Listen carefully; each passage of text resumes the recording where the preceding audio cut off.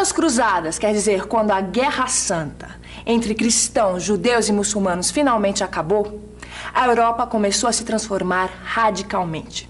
Se a gente pegar a economia, por exemplo, a gente vai ver que os europeus deixaram de produzir apenas alimentos. Eles aprenderam novos métodos de trabalho e enriqueceram com novas indústrias. Foi nessa época que o comércio entre a Europa e o Oriente passou a ser muito mais intenso. Esse comércio era feito através dos portos do mar Mediterrâneo. E foi assim que apareceram as grandes companhias comerciais e os primeiros banqueiros. Politicamente, as cruzadas significaram a ruína do sistema feudal. Antes de partir, os senhores feudais penhoravam suas terras aos camponeses. Assim, a libertação dos camponeses ficava mais fácil. Além disso, muitos senhores feudais foram e não voltaram. As cruzadas mudaram as aspirações sociais de grande parte da população. Antes delas, o ideal de vida era tornar-se herói ou santo. O contato com o luxo do Oriente despertou o desejo de enriquecimento. Surgiu assim um novo estilo de vida. Os castelos viraram palácios. Os torneios entre cavaleiros se transformaram em reuniões onde se ouvia música e se conversava sobre literatura. Os trovadores e os poetas aperfeiçoavam as línguas que vinham do latim. Foi assim que surgiu o idioma italiano, o francês, o espanhol e o português. Muitos camponeses puderam deixar as terras dos senhores e partir para cidades, ou burgos, como as cidades eram conhecidas naqueles tempos. Os burgos não faziam parte dos domínios dos senhores feudais. Os burgueses, ou seja, os habitantes das cidades, não queriam terras nem precisavam de senhores. Eles conseguem obter dos reis um tipo de documento chamado carta patente. Esse documento garantia a independência dos burgos em relação à autoridade dos senhores feudais. Assim, os burgos puderam enriquecer através da indústria e do comércio. Eles acabaram conquistando um grande poder político e econômico. Quem tem poder sempre leva a melhor. E com esse poder, os burgueses que governavam as cidades conseguiam privilégios ajudando as monarquias a lutarem contra os senhores feudais.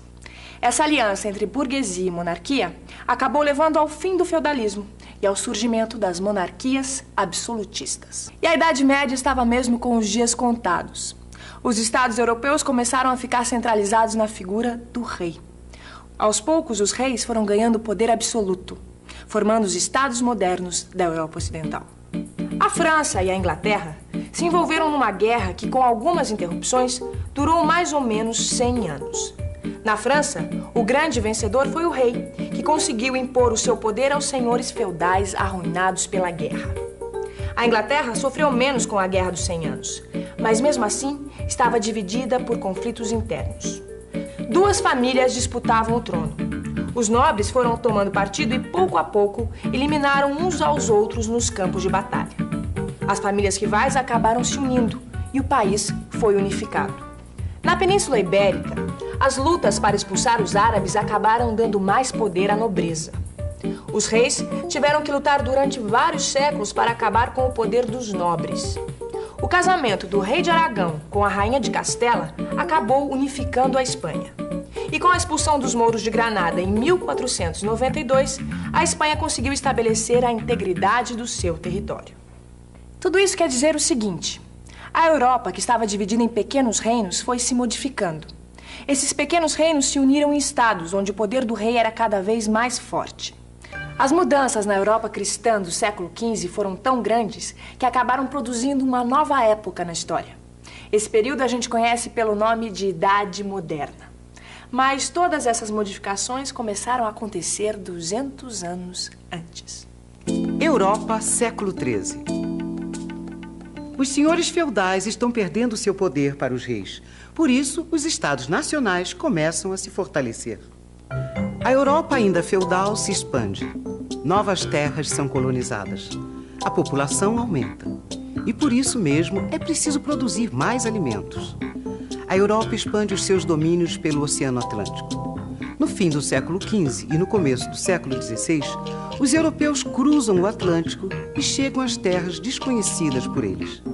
É a era dos chamados descobrimentos.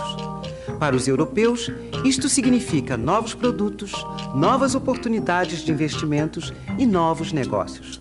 Os estados nacionais ficam ainda mais fortes com a formação dos impérios coloniais. A economia mundial capitalista está prestes a nascer. Mas não era só a economia que estava se modificando. As coisas também estavam mudando no campo das ideias, inclusive na religião. No início do século XVI aconteceu a reforma religiosa.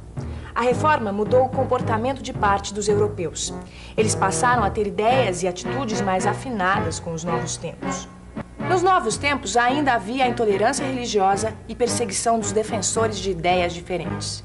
E, ao mesmo tempo, essa foi a época em que o poder militar europeu dominou na base da força e da violência as populações da África e da América. É curioso que, justo numa época de tanta violência, tenha acontecido uma grande virada no pensamento humano. Antes, os estudos estavam todos baseados na religião. E com os novos tempos, os pensadores começaram a estudar o próprio homem como ser racional superior às outras criaturas.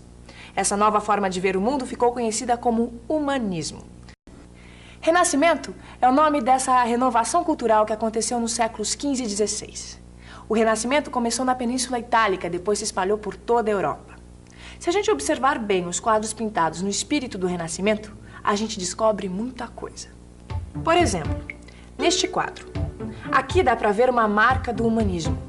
O tema da pintura faz parte da mitologia dos antigos gregos e romanos. O uso do nu também era uma novidade para a época. Pintar figuras nuas tinha a ver com o estudo científico do corpo humano. Essa sensação de profundidade que a gente tem quando olha os quadros do Renascimento também tem a ver com a ciência. Para criar esse efeito, os pintores usavam a geometria. Essa mistura de arte e ciência define bem o espírito do Renascimento. Mas para entender bem o que isso significa, a melhor coisa é pegar um exemplo concreto. Você já deve ter ouvido falar em Leonardo da Vinci. Leonardo da Vinci é considerado a expressão máxima do Renascimento.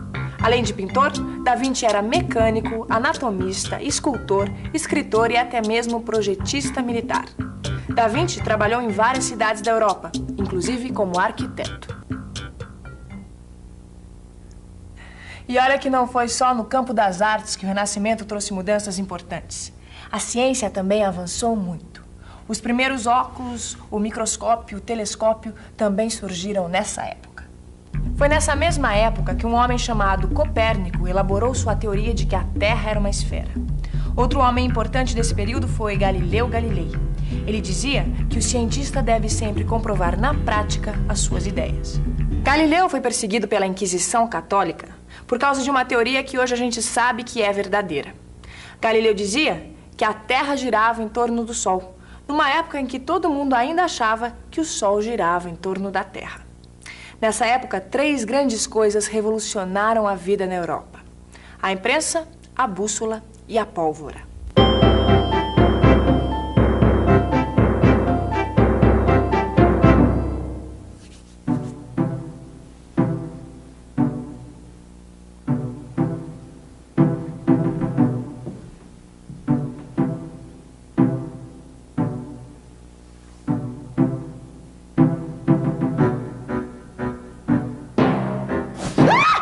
Socorro! Que bruxaria é essa? Não é bruxaria não, amor. Isso aqui chama-se pólvora. Isso pra mim é coisa do demônio. Não, isso é coisa que os árabes já estão usando há muito tempo nas guerras e que agora os nossos guerreiros começaram a usar também. Você só traz porcaria pra dentro de casa. Ah, porcaria. Pois então, dá uma olhada nisso aqui. Que é isso? Ah, é outra coisa dos árabes, aposto. Acertou em cheio. Ah, eu sabia. Mas você sabe para que serve a bússola? Serve...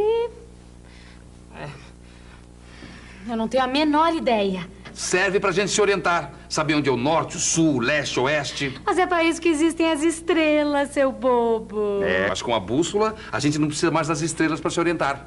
Os navegantes já estão usando a bússola, meu amor. Isso é o progresso. E o que é isso? É o progresso também? Ah, isso é um grande progresso. Isso é uma grande invenção de Gutenberg. Quem? Ah, esse é o tal do Gutenberg. Agora, o que foi que ele inventou mesmo, hein, Vicente? Ah, olha, o papel já existia naquela época. Claro que já existia. O que não existia na Europa nessa época era a imprensa. No Oriente, a imprensa já era conhecida, mas no Ocidente foi o Gutenberg que inventou. Em 1450, ele inventou a imprensa de caracteres móveis, feitos de metal. Mas por que isso foi tão importante, Vicente? Por quê, Gil? Porque esse invento fez com que a impressão de livros ficasse muito mais barata. E por isso mesmo, mais e mais pessoas começaram a ter acesso às publicações. E depois tem outra, né, Gil? A gente sabe que quanto mais a gente lê, mais a gente aprende, né? Olha, pensando bem, viu, Vicente? A invenção da imprensa deve ter ajudado muito o desenvolvimento daquela época, viu? Sem dúvida. Realmente, renascimento rima e combina com desenvolvimento. Porque junto com a revolução artística, cultural e científica do Renascimento, a Europa teve um tremendo crescimento econômico. Esse desenvolvimento aconteceu principalmente nos Países Baixos e na Inglaterra. A atividade artesanal e a manufatura de tecidos deram um grande impulso para esse desenvolvimento econômico. A mineração também se desenvolveu com a utilização de inventos mecânicos.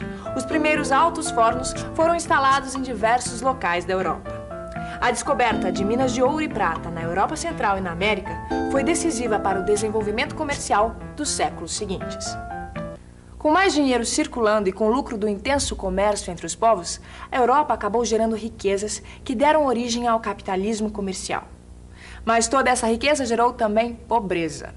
Os preços subiram e os mais pobres levaram a pior. Era comum os pobres se revoltarem contra a miséria e a fome. Mas isso já é uma outra história.